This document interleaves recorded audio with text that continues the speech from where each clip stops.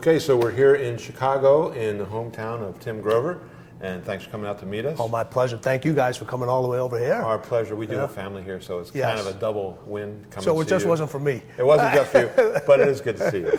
So we're very excited because you're going to come visit us in San Diego in about a month. Yes, I'm really looking forward to it. So are we.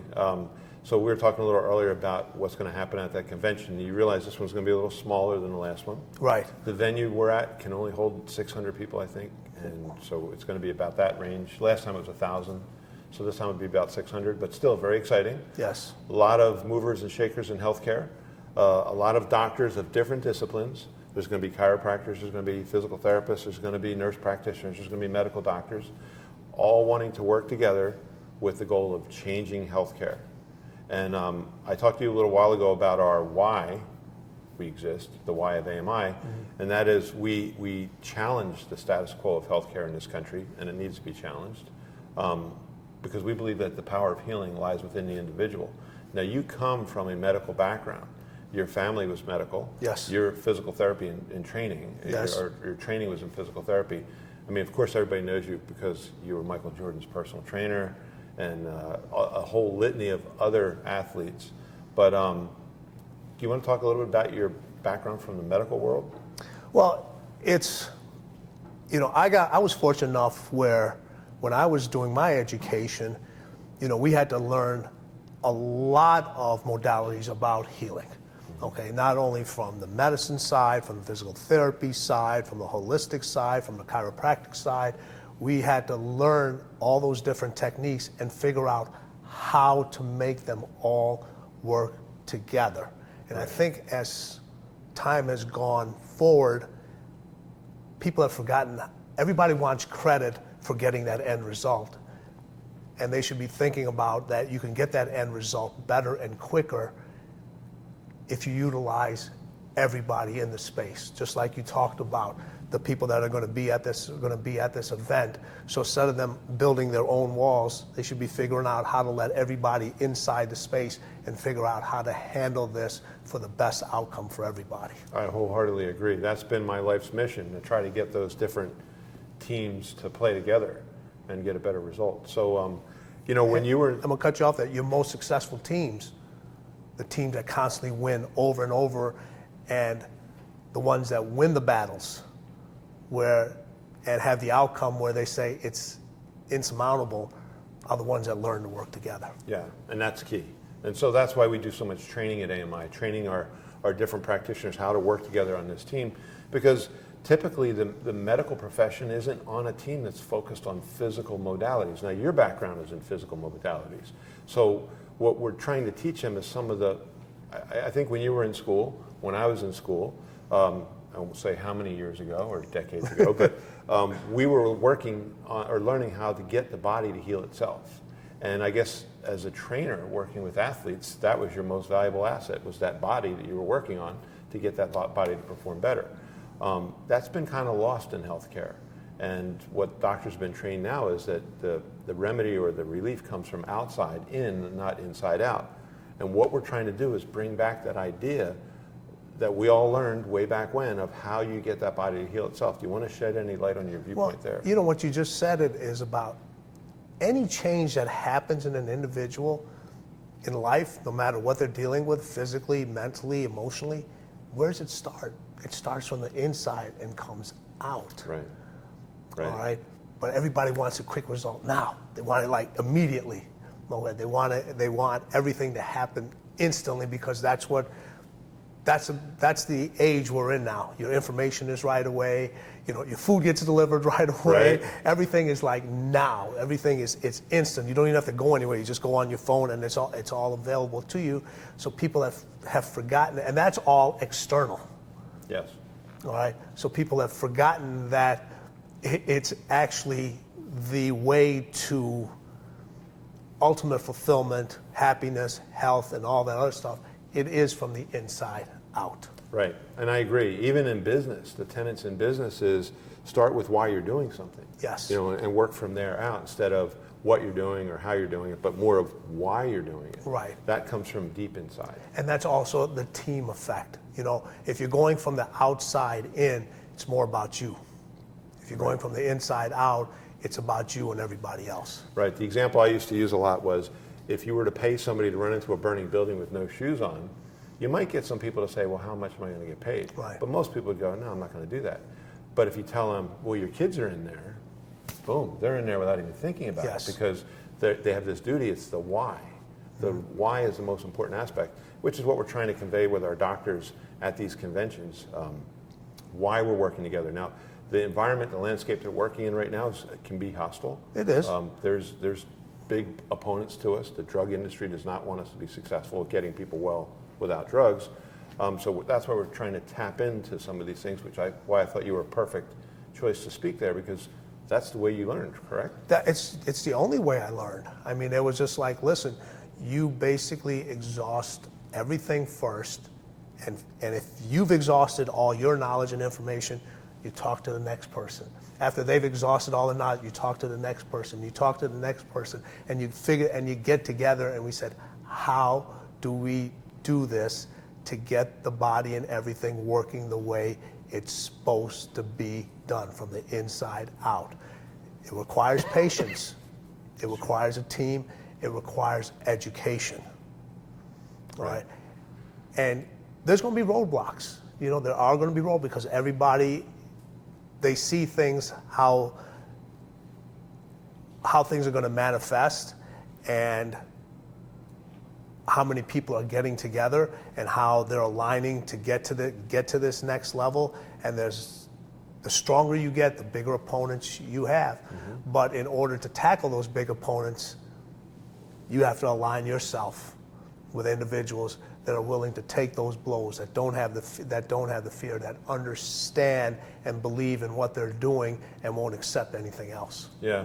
You know, it's like the old saying, the bigger they are, the harder they fall. But if they're not big at all and they're just crawling in the mud to start with, that's where they're going to end up. Yes. So, yeah, I totally agree with you. Now, working with Mr. Jordan, you probably get asked this a lot, you didn't know that he was going to be the big celebrity that he turned out to be. Maybe you did. No, I didn't. You know what? But he had all the attributes to become the best at what he wanted to do. But that was never, you know, he was just like, if I perform at the highest level and I do everything I'm supposed to do and have the team and individuals around me that share the same vision, the same goals, okay, I'll be able to achieve what ultimately I want to do. But he just knew he couldn't do it alone. So he understood the why as well. You know what, here's the thing. Not only, I know you keep bringing up understanding the why. Here's a problem with the why. Some people don't even know what their why is. That's right. So they got nothing to understand. Yeah. Because fear is keeping them from that why. Right. Right. And you got to tackle that first, and that's where the strength comes in. Now, regardless of whether at this event, the event before we had 1,000 people, 1,200. This one only 700, 600. Yeah, you'd love to be in a room with only 600, 700 people. Right. If you can align those if you can align half those individuals, right. Imagine what more you could do. Oh, we've imagined it. Yeah. Yeah. So, and they're there because they want to do this. They just need to probably understand it a little bit more and have somebody explain it to them so they can be like, you know what, I just need that little push. Right. Was there times when you were working with a superstar like Michael or Kobe or Charles where you had to help them dig a little deeper and get inspired? You know what? Everyone needs that, all right? But your individuals that are on the top of their top, those days are very far and few in between, but everybody needs that little push from time to time, because you have all this external stuff, no matter who you are, all right? In business life, there's always stuff going to be thrown. There's always stuff that's going to be thrown at you, and you get to choose your battles.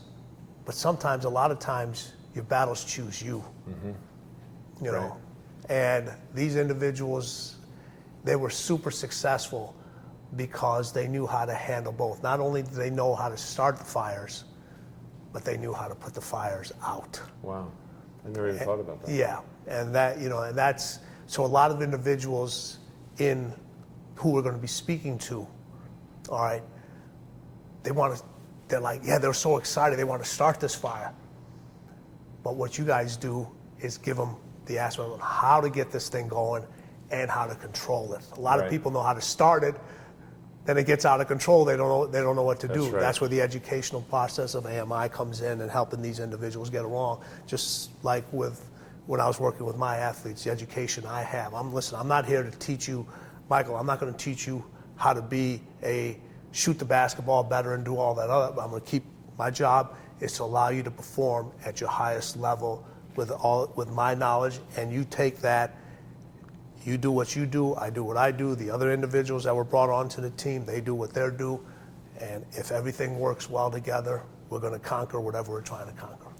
Opioids is one of the things that has crept into healthcare in the last couple decades, but especially in the last decade. Mm-hmm. But it started really in the mid-'90s, late '90s.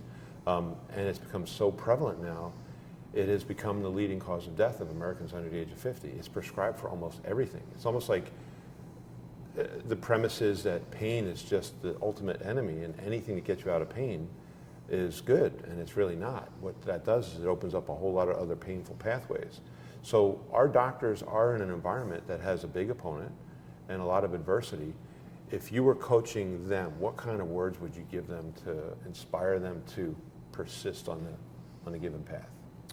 Listen, the greatest individuals, they thrive on having to compete against a major opponent.